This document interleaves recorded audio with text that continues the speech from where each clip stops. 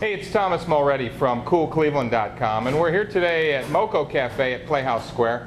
And we're here today with graphic novelist Harvey Pekar. Hey, Harvey, thanks for meeting with us today. Oh, it's my pleasure. You are putting on an opera, a jazz opera, at Oberlin College called Leave Me Alone. That's right. Now, where did this all come from? Because you're not known for writing jazz operas. You're known for writing graphic novels. Yeah, comic books.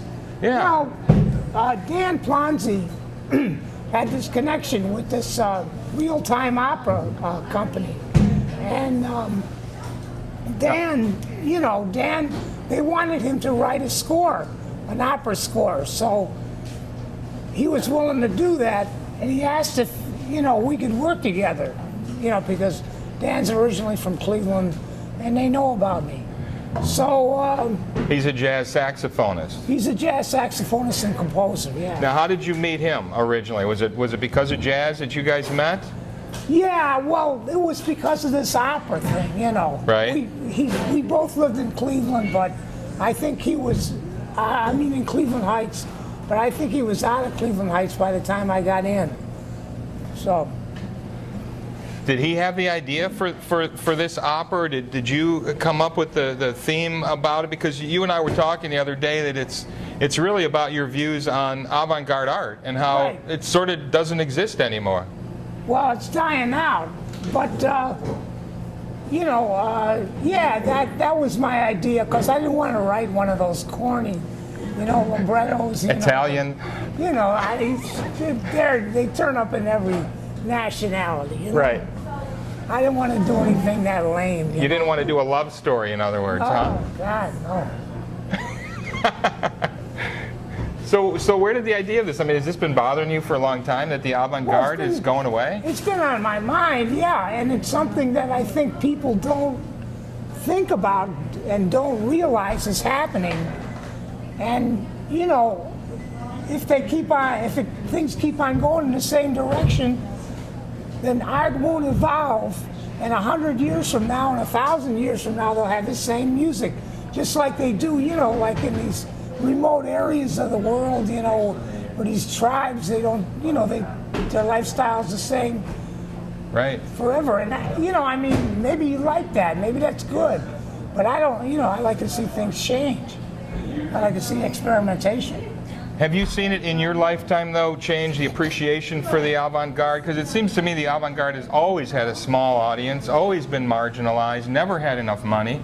Right, you're right, but like if you compare the 19th century, where in the 19th century a guy would have initially be hated, like Van Gogh. Right. Okay, right. But after about 25 years or after he died or something like that, they'd come around. Right. But here, it's just like people don't budge. You can die. They don't care.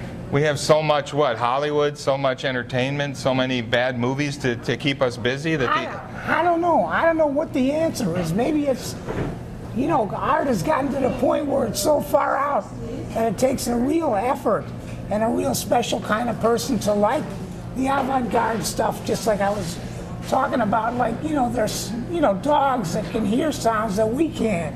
So I don't know, maybe, if you work at it, you can hear some, strange music. You just have to train your ears, right? You and I were talking when you first started listening to jazz, that bebop, that you really didn't get it, and you couldn't hear it, sort of. And you Right. you kind of have to train yourself to appreciate art, right? Right, I think so. In a lot of areas, yeah. And it may be getting harder and harder. Because jazz was pop music in the 30s. It was. Before bebop, yeah. Yeah, my dad, jazz was what they listened to. They appreciated Gene Krupa, and Buddy Rich, and good jazz trombonists and clarinetists. Yeah. How did you get into it? How did you first start appreciating really serious jazz? Well, I was 16 and I was actually just sort of looking around for something to get into.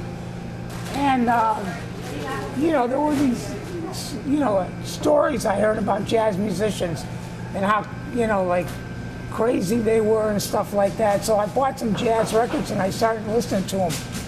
And I thought, you know, that, you know, even though I couldn't understand everything that went on, I liked some of it, and I wanted to stick to it, to keep on buying records and listening to them. And then slowly things fell into place. And then, you know, I could follow solos and stuff like that. But you know, like, you can't expect most people to be like me. I mean, I'm not. What do you mean? You know, I mean, most people aren't into art so much that, you know, that they'll come back from work and they'll work at learning an art form. Well, you did, and you worked it, and you collected it, and you went hunting for it, and you wrote about it, and you became a critic, and you met musicians. I mean, it became an obsession with you? Well, it became very important to me. Everything's an obsession with me. That's a problem.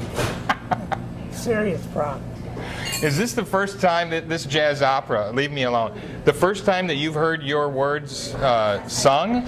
Yeah. I mean, how often have you heard your words sung? You know what I mean? Maybe just by myself. It doesn't happen. No, it doesn't. What was it like? Just over the weekend, right? They had the first rehearsals where you heard Yeah. them first singing your words. I was, you know, as I say, I didn't know what this thing was going to turn out to be like.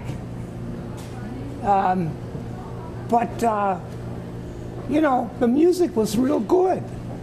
You know, I thought, wow, this guy can make music out of anything. And is it jazz? Is the music jazz, or does it? A lot of it isn't. Right. A lot of it sounds sort of like, you know, modern. Modern classical music? Well, there's modern classical influence, and also, you know, there's theater music influence too. You know. Sure. What should people come expecting to this? If they're going to come and it's a free show, it's a great program out at Finney Chapel at Oberlin, what should they expect? Not to pay. Okay, once they don't pay and they get through the door and the show starts. Well, I mean, you know, I don't know what they're going to feel like. I mean, and Oberlin draws from, you know, several populations. There's Kendall at Oberlin. Yeah, you got the senior crowd. That's You think? right. I don't know what they'll think. Are they going to enjoy your work? I don't know, man. You know, it's a good question. And then you know, all the way down to the students. I don't know. Sure. But everybody seems so far to really like it. You know, like the people, you know, like on TV that. Like I was just, you know, with Dee Perry, you know, Right, and everybody seemed to like it down there. Yeah. So, you know, I'm feeling fairly optimistic about it. You've done not only graphic novels, comics, but you've turned them into longer form. You did our Cancer Year, Yeah, our right. movie year. You had your work turned into a film, a general release Yeah. Hollywood film, where you were played by an actor. How crazy is that? It is, it's crazy. You know, it doesn't make sense.